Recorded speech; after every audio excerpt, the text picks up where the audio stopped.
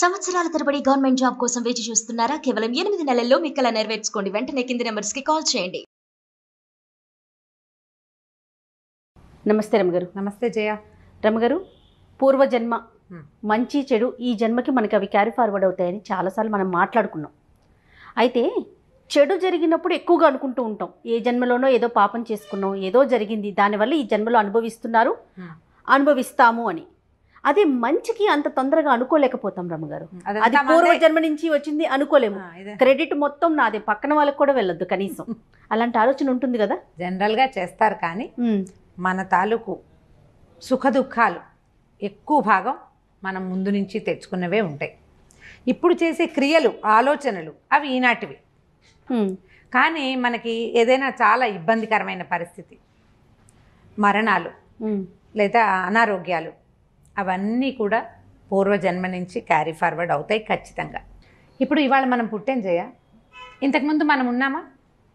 అనుకుంటాం, ఉన్నామేమో, ఎక్కడో పుట్టుంటామేమో. అదే, అక్కడ ఏం చేసి ఉంటాం?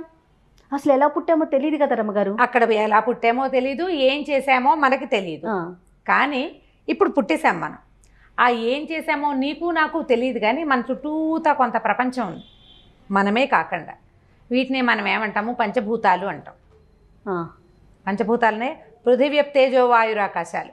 అవును, మనం మామూలుగా చెప్పుకునేటిది నిప్పు, నీరు, భూమి, ఆకాశము, గాలి. ఈ 5 వీటితో పాటు ఎప్పుడు ఉండేవాళ్ళు సూర్యుడు, చంద్రుడు, వీళ్ళు 7. దీంతో పాటు మనసు అనేది ఒకటి ఉంటుంది. అది చూస్తూనే ఉంటుంది. అది మనతో పాటు ప్రయాణం చేస్తుంది. ఈ గుంపంతా ఉంటారు. ఇప్పుడు మనం మరణించిన తర్వాత మనం మళ్ళీ పుట్టాం, ఇవే ఉంటాయి కదా మన చుట్టూతా. ఇప్పుడు నేను కొత్త ముఖంతో పుట్టానని భూమి ఆకాశాలు మారిపోవు, పంచభూతాలు మారిపోవు. అవే పంచభూతాలు అలానే ఉంటాయి. మనసు కూడా ఉంటుందంటారా మళ్ళీ జన్మకి? ఉంటుంది, అది ప్రయాణం చేస్తుంది.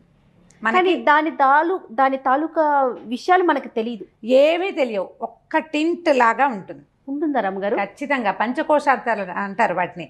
అమ్మవారిని పంచకోశాంతర స్థిత అని చెప్తారు. 5 కోశాలలో ఉంటుంది అమ్మవారు అని. వాట్లల్లో ఒక్క కోశం, శరీరము పంచకోశాలతోటి నిర్మించబడి ఉంటుంది. ఒకటి జీవుణ్ణి అనుసరిస్తుంది, అది కూడా ఏంటంటే పూర్తి స్థాయిలో అనుసరించదు, సూక్ష్మ రూపంలో అనుసరిస్తుంది. అందువల్లనే ఇంట్లో ఎవ్వరికీ లేని సంగీతం ఒక పిల్లకి వస్తుంది. అవును, కుటుంబంలో లేదు అసలు. వాళ్ళ కుటుంబంలో అందరూ నిరక్షరాస్యులే. ఒకడు ఐఏఎస్ అయిపోతాడు. సాధారణ కుటుంబంలో ఉంటారు, రోజు గడవని పరిస్థితిలో కూడా మీరు అన్నట్లుగా మంచి పరిస్థితుల్లోకి వెళ్ళిపోతారు వారు. ఒక మహాద్భుతమైన కుటుంబం ఉంటుంది. ఒక్క దౌర్భాగ్యపు మనిషి ఒకడు ఉంటాడు. వాడికి చదువు సంధ్య ఉండవు, నానా రకాల దురభ్యాసాలు వాడికే ఉంటాయి, సప్తవ్యసనాలు వాడికే వస్తాయి. అమ్మా నాన్న, తాత, మామ అందరూ అఖండమైన వాళ్ళు, మంచివాళ్ళు, గొప్పవాళ్ళు, సమాజంలో పేరెన్నిక కలిగిన వాళ్ళు. ఒకడు తన కర్మవశాత్తు అప్పుడు చేసినటువంటి సత్కర్మల వల్ల ఈ కుటుంబంలో జన్మిస్తాడు. కుకర్మల వల్ల అతను ఏ వ్యసనాలతో అక్కడ ఇచ్చేసాడో అదే వ్యసనం ఇక్కడ అనుభవించాల్సి వస్తుంది. ఇది తప్పదు. సో ఇప్పుడు మీరు చెప్పిన దాన్ని బట్టి మంచికైనా చెడుకైనా గత జన్మ అనేది ఒక లైన్ మన వెనకాల ఉంది అంతే. దాన్ని మనం రెండింటికి గుర్తుంచుకోవాలి. అందుకని మనకి ఇప్పుడు ఏం చెప్తారు? సత్కర్మలు చెయ్యి, సరైన పని చెయ్యి, లేకపోతే ఇది నీ వెనకాల పడి వస్తుంది. నువ్వు మంచి పని చేస్తే నీ వెనకాల వస్తుంది, నిన్ను మంచి దారిలోకి తీసుకెళ్తుంది. అవును, నువ్వు సరైన పని చేయకపోతే నువ్వు ఎలాగ పుడతావో. ఇప్పుడు చూడు, దేవాలయం ఇప్పుడు డబ్బులు తినేసినాడు కుక్కై పుడతాడని వింటుంటాం, మనకు తెలుసు, వింటాం అది మనం. అవును, ఇప్పుడు వీడివన్నీ తినేసినాడు, రేపొద్దున ఏం పుట్టబోతాడో అంటాం. మనకి ఈ శాస్త్రం తెలియదు, వ్యవహారం అంతా తెలియదు, కానీ ఈ మాటలు మనకు తెలుసు. ఇది ఎలాగూ జరగబోయేదే. అయితే వచ్చే జన్మ నేను చూడను కదా, అప్పుడు ఏమవుతుందో నాకు తెలియదు కదా, నేను ఏదో ఒకటి చేస్తాను, నా ఇష్టారాజ్యంగా నేను జీవిస్తాను అని కనుక నువ్వు అనుకునేటట్టయితే అది నీ ఇష్టం. కాకపోతే ఈ కలియుగంలో ఏం చెప్తారంటే, ఈ జన్మలో చేసింది ఇప్పుడే అనుభవించాల్సి వస్తుంది అంటారు. మళ్ళీ ఇక్కడ అనుభవిస్తాము, మళ్ళీ పుట్టి మళ్ళీ అనుభవించాల్సి వస్తాము ఖచ్చితంగా. దాన్ని అసలు తప్పించుకోలేము.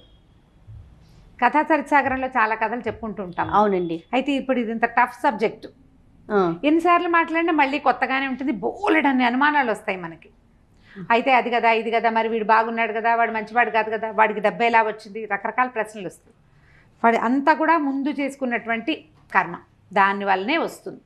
దీనివల్ల అనుమానం ఏం లేదు. ఈ కథలు భలే చిత్రంగా ఉంటాయి. ప్రాక్తన కర్మ అని చెప్తాడు, ముందు చేసుకున్నటువంటి కర్మానుభవం తర్వాత ఎట్లా ఫాలో అవుతుంది అని. అజరుడని ఒక వైద్యుడి కథ ఆసక్తికరంగా ఉంటుంది.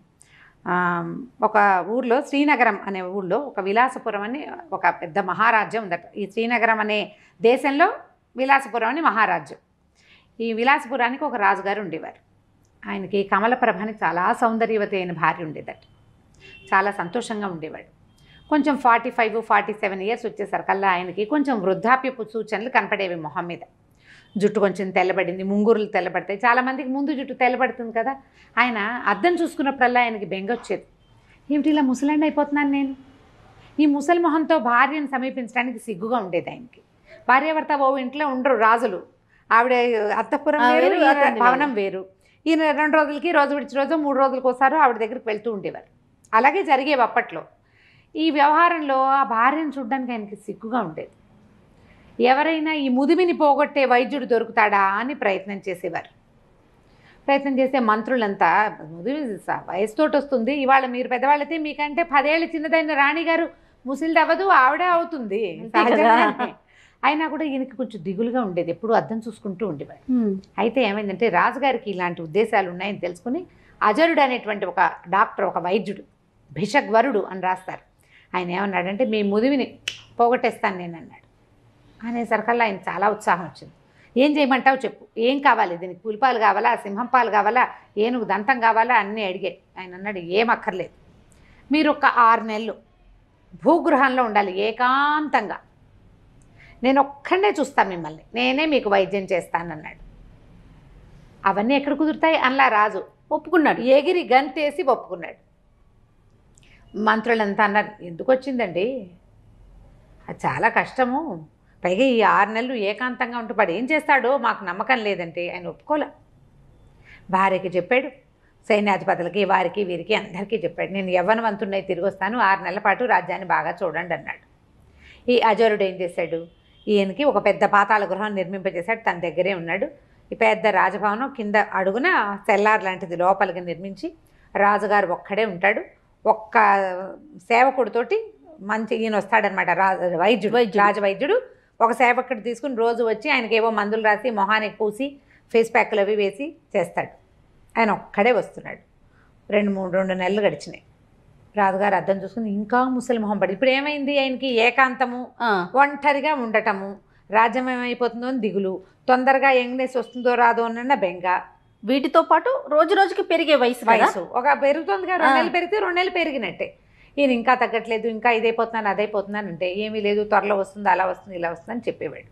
ఈ 2 నెలల్లో ఈ అజరుడు ఏం చేశాడంటే, రాజుగారంతా ఎత్తు పొడుగు ఉండి కాస్త అటు ఇటుగా మొహకవళికలు రాజుగారిలాగా ఉన్నవాడి కోసం వేటాడాడు రాజ్యం అంతా. 3 నెలలు తిరిగేసరికి ఒకడు దొరికాడు. రాజంతే ఎత్తు పొడుగు, అంతే మనిషి, అంతే లావు, తర్వాత మొహం అది దాదాపుగా అలాగే ఉంది షేపు. రాజుకి 48-49 సంవత్సరాలు వచ్చినాయి. వీడు ఒక 25 ఏళ్ళవాడు, బిగువుగా ఉంటుంది స్కిన్ అది కదా. సరే ఏం చేశాడు, 3 నెలలు తిరగగానే రాజుగారిని సంహరించి సముద్రంలోకి తోసేశాడు. ఆ ప్లేస్లోకి తను ఏ కుర్రవాడిని అయితే రాజు లాగా ఉన్నవాడిని పట్టుకున్నాడో వాడిని ప్రవేశపెట్టాడు. వాడికి ఏం చెప్పాడంటే, నువ్వు రాజు అవుతావు, హాయిగా మహారాణి కమలప్రభతోటి జీవితాన్ని గడుపుతావు, ఈ రాజ్యమంతా నీది, నేను చెప్పినట్టు చెయ్యి చాలు అని చెప్పి అతన్ని లోపల ఉంచి రోజు ఒక మంత్రిని, ఒక సైన్యాధిపతిని, ఒక్కొక్కరిని, రాజుగారిలో మార్పు వచ్చింది, ఆయన కుర్రవాడిగా తయారయ్యాడు రండి అని తీసుకొచ్చేవాడు. మెల్లిగా ఈ మంత్రులు వాళ్ళ ఆనుపానులు, వాళ్ళ వ్యవహారాలు, మధ్యలో మహారాణి కమలప్రభ ఆవిడ తాలూకు చెలికత్తెలు ఒక్కొక్కళ్ళు అలవాటయ్యారు. రాజుగారిని ముట్టుకోకూడదు, బాగా వెళ్తురున్న చోట కూర్చోబెడితే ఆయనకి మొహం పాడవుతుంది, అలాంటివి చెప్పి వాళ్ళు డైరెక్ట్గా ఆయన్ని చూడనివ్వకుండా చేసాడు. 3 నెలలు గడిచేసరికల్లా ఈ జనం అందరికీ ఈ కొత్త రాజుగారు యంగ్గా అయిపోయిన, ఇప్పుడు మనమే ఒక 15 సంవత్సరాల తర్వాత, ఇప్పుడు ఉన్న మొహం 15 ఏళ్ల తర్వాత నా మొహాన్ని నేను చూసుకుంటే మనం గుర్తుపట్టలేము. అవును, గుర్తుపట్టలేకపోతాం. ఎందుకంటే చెంపలు అవి టైట్గా ఉంటాయి. 20 ఏళ్ళు 25 ఏళ్ల వయసు వేరు, 50 వచ్చేసరికల్లా డిఫరెన్స్ వచ్చేస్తుంది. ఆ ఫోటో ఈ ఫోటో దగ్గర పెట్టుకుంటే పోలిక ఒకలా ఉంటుంది, కానీ షేప్స్ మారిపోతాయి. ఎవరో అట్లా అలాగే ఉండేవాళ్ళు. ఎవరు అమృతం తాగిన వాళ్ళు ఎవరుంటారు? ఎంతో కొంత మార్పులు వచ్చేస్తాయి కదా. హెయిర్ లైన్ దగ్గర నుంచి మారిపోతుంది, జుట్టు ఊడిపోతుంది, పెరిగిపోతుంది, పక్క వెళ్ళిపోతుంది, పాపిడి పెద్దది అయిపోతుంది, చాలా ఎందుకు రమ్మగారు మనకి కిందటి సంవత్సరం చేసిన వీడియోలు ఇప్పుడు ఒకసారి చూడండి ఎంత మార్పు కనిపించేస్తుందో. సహజం కదా, సహజం కదా అది. అంతే. సరే, ఏమైంది? 6 నెలలు తిరిగిపోయినాయి. కొత్త రాజుగారిని ప్రవేశపెట్టాడు. ఈయన ఈ లోపల రాజుగారి లాగా నడవటం, నుంచోటం, మాట్లాడటం అన్నీ నేర్చుకున్నాడు అబ్బాయి. మంచి చురుకైన వాడు. తర్వాత చక్కగా రాజ్యాన్ని వెళ్ళటం మొదలుపెట్టాడు. రాణి కమల ప్రభతోటి హాయిగా ఉన్నాడు. ఆవిడ గుర్తుపట్ల, తెలుసుకోలేకపోయింది. ఆయన 25 ఏళ్ల వయసులో ఆయన ఎలా ఉన్నాడో ఆయన ఉత్సాహవంతుడిగా ఉండటం తెలుసు. 25 ఏళ్ల కుర్రాడికి న్యాచురల్లీ ఉంటుంది. ప్రత్యేకమైనవి ఏమీ లేవు, పాత అలవాట్లన్నీ మార్చుకున్నానని ముందే చెప్పుకున్నాడు. దాంతో అన్నీ మారిపోయినాయి. కొన్ని తినచ్చు, కొన్ని తినకూడనివి. రాజుగారికి స్వీట్ అంటే ఇష్టం, స్వీట్లు తినకూడదన్నాడు ఈయన. అబ్బాయి తిండు, ఇతను కారమే తింటాడు, స్వీట్లు తినకూడదు కాబట్టి అవి మానేశాడు. అట్లా అడ్జస్ట్ చేసేసుకున్నారు. రోజులు గడిచినాయి. ఇతను ఏం చేశాడు? తన పాత స్నేహితులు ఇద్దరిని పిలుచుకొచ్చాడు. ఆ ఇద్దరు స్నేహితులకి చక్కగా 2 గ్రామ 4-5 గ్రామాలు అవి ఇచ్చి వాళ్ళని కూడా తనతో సమానంగా చేసి వాళ్ళని తన పక్కన పెట్టుకున్నాడు. ఈ అజరుణ్ణి మాత్రం వీడు మోసగాడు. రాజుని చంపి తనని ప్రవేశపెట్టాడు. ఆయనతో క్లోజ్గా ఉండేవాడు కాదు, కొంచెం పక్కకు పెట్టేవాడు. తెలివిగలవాడు. సరే, కొద్ది రోజులు గడిచేసరికల్లా అజరుడి కొళ్ళు మండిపోయింది. వీడేమిటి, నేను నిలబెట్టిన బొమ్మ, వీడు వేషాలు వేస్తున్నాడని ఒకరోజు నిలదీశాడు. ఏంటి నువ్వు వేషాలు వేస్తున్నావు అన్నాడు. అనేసరికల్లా ఈయనేమన్నాడు? నువ్వు ఇచ్చిన జీవితమే ఇది, నిజం. అయినంత మాత్రాన ఏది ఇప్పుడు నువ్వు బయట పెట్టవు. నిన్ను నాతో ఉంచుకొని నిన్ను బతికి ఉండనిచ్చాను, నువ్వు సంతోషించు, దానికి నీకు అవసరమైంది ఇస్తాను, అంతేగాని నా రాజుకి నీ చేతిలో కీలుబొమ్మగా చేసుకోవాలని చూడకు.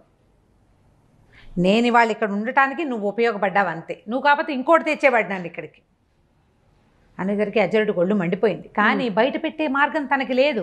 తన జీవితం వాడిని పాడి చేస్తే తను మొత్తానికి నాశనం అయిపోతుంది, అంతే కదా.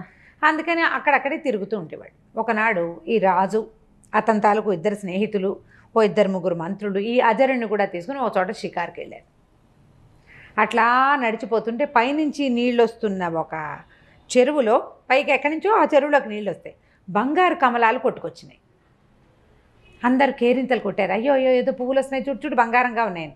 ఈయన నీటిలోకి దూకి పువ్వులు చేత్తో పుచ్చుకున్నాడు. సంతోషించి అజరుణ్ణి అన్నాడు, అజరా నువ్వు ఈ పువ్వులు ఎక్కడి నుంచి పుట్టుకొస్తున్నాయో అక్కడ చూసిరా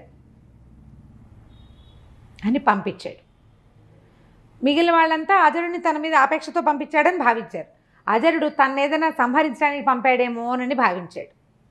ఇక మరి రాజాజ్ఞ, ఒక ఒంటరిగా ఉన్నప్పుడు నువ్వు చెప్తే ఏం చేసేది ఏమిటి అన్ను, ఇక్కడ ఇంతమంది ఉన్నారు కదా, ఏం అనలేకపోయాడు.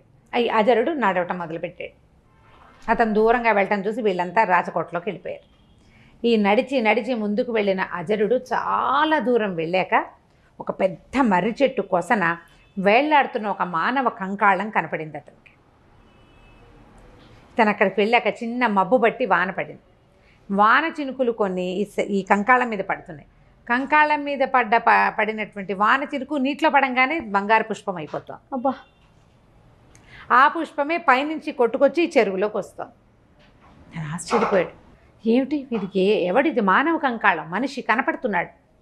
డెడ్ బాడీ, అస్థిపంజరం లాంటిది. కంకాళం అస్థిపంజరం, మానవుని అస్థిపంజరం మనకు తెలుస్తుంది కదా, దాని తల అన్నీ కనపడుతున్నాయి. ఏమిటి విషయం, ఎలా సాధ్యం అని చెప్పి ఏం చేశాడు, ఏమనుకున్నాడు, చూద్దాం ఏమవుతుందోనని ఆ చెట్టు ఎక్కి ఆ కంకాళాన్ని నీటిలోకి తోసేసి దిగి నడుచుకుంటూ వెళ్ళిపోయాడు. మళ్ళీ వెనక్కి వచ్చాడు రాజుగారి దగ్గరికి. ఆయన అడిగాడు, రాజు అజరా కంకాళం కనపడిందా? కనపడింది అన్నాడు. చాలా చిత్రమైన చోటు కాదు అది అన్నాడు. చాలా చిత్రంగా ఉంది. ఏమిటో ఆ ఆశ్చర్యానికి కారణం తెలియదు. నేను కంకాళం పడేస్తే ఏదైనా జరుగుతుందేమో అనుకున్నా, కానీ ఏమీ జరగలేదు. ముందు మాత్రం నేను చూశాను, దాని మీద నుంచి పడినటువంటి నీటి బిందువులన్నీ బంగారు పువ్వులు అయిపోయినాయి. అవి కొట్టుకొస్తున్నాయి, ఎటు పడితే అటు కొట్టుకెళ్ళిపోతున్నాయి, ఒకటి మన ఊళ్ళోకి వస్తుంది అనేసరికల్ ఇతను చెప్పాడు, ఆ కంకాళం నాదే, నా పూర్వ జన్మ అది. రాజభోగాలు ఆశించి విపరీతంగా తపస్సు చేశాను. మరణించిన తర్వాత నాకు ఈ రాజుగా ఈ రకంగా ఇలాంటి అవకాశం ఇచ్చింది విధి. నీటిలోకి తోసి మంచి పని చేసావు. నా పూర్వజన్మలో స్నేహితులే నేను తీసుకొచ్చిన నా సన్నిహితులు ఇద్దరు. నేను అప్పుడు చేసినటువంటి తపస్సు యొక్క ఫలితము ఇప్పుడు రాజుగా ఈ రకంగా అనుభవించేందుకు నాకు అవకాశం లభించింది. ఎవరైనా సరే వ్యక్తుల సహాయం, నేను సహాయం చేస్తేనే వీడు పెద్దవాడయ్యాడు అని చెప్పుకోకూడదు. మనం ఒక కారణం అవుతాం. వాడు ఉచ్చ స్థితిలోకి వెళ్ళాలని వాడు ఇక్కడ రాసుకుని వస్తాడు. దానికి సరిపడా క్రియ ముందు జన్మలో చేసి వస్తాడు. దీనికి వ్యాజం కారణం మనం అవుతాం. నువ్వు ఆ కారణాన్ని అయ్యావు వజరా, అంతకంటే ఏదీ లేదు. అక్కడ కంకాళం ఉందని దాన్ని స్పృశించే బంగారు కమలాలు వస్తాయని నాకు తెలుసు. నేను చేసిన తపస్సు యొక్క ఫలితం అది అని చెప్పాడు. ఆ తర్వాత అజరుడు ఇంకా రాజుని గురించి మాట్లాడటం మానేశాడు. ఇతనికి ఏం దొరికింది? తనని నమ్మిన మహారాజుని సంహరించి ఒక కొత్త వాడికి రాజు అయ్యేందుకు అవకాశం ఇచ్చే ఇది వీడి విధిది. ఆ తర్వాత అంతకుముందు మామూలు వైద్యుడు, ఇప్పుడు రాజవైద్యుడు బాగా సంపాదించుకుని హాయిగా ఉంటున్నాడు. వీడి సంపాదన ఇలా పెట్టాడు దేవుడు. దేవుడు అంటే విధి. ఇవన్నీ కూడా మనం ముందు చేసుకుని వస్తాం. అందుకు ఇప్పుడు సరి అయిన క్రియ చేయి. ఈ జీవితంలో మనకి ఏం చెప్పబడిందో, మనం ఏ ధర్మాన్ని అనుసరించాలని మన పూర్వులు పెద్దవాళ్ళు మన ధర్మం ఏది మనకి బోధించిందో అది చెయ్యి. ధర్మేతర కార్యాన్ని చేయొద్దు. ధర్మానికి అమెండ్మెంట్స్ చాలా ఉంటాయి.